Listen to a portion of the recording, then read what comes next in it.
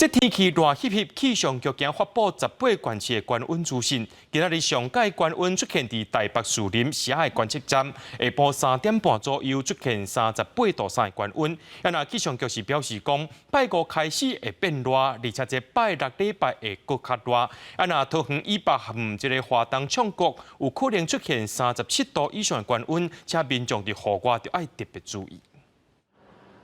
天气足热的，就连点啊加路也拍甲清出水汽。台东长滨乡早起9点半，气温就升到37.9度。有民众到湖中进行查考船训练，泡伫水中拄好消暑，好路过游客足新鲜的。今天很热，对啊，是没有风，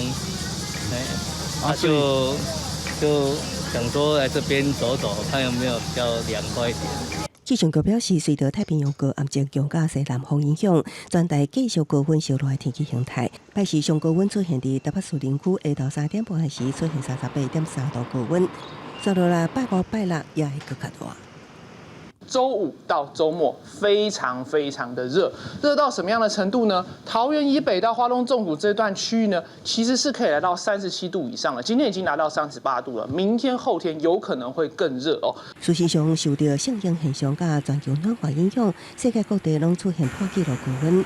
美国国家环境预测中心数据显示，7月初3全球地表均温达到摄氏17.01度，是全球有史以来上热的一天。想要到测试地表均温，清悬来到摄氏17.18度，佮破纪录有专家预估，未来6礼拜内也可能出现佮较悬的温度。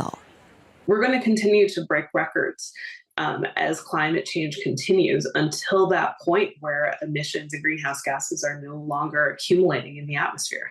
气象局提醒，类似的天气会继续到礼拜2到后礼拜1，太平洋高压减弱，水汽增加，气温才会淡薄降温。提醒民众这段期间加补充水分，外出时注意防晒，避免热伤害。记者综合报道。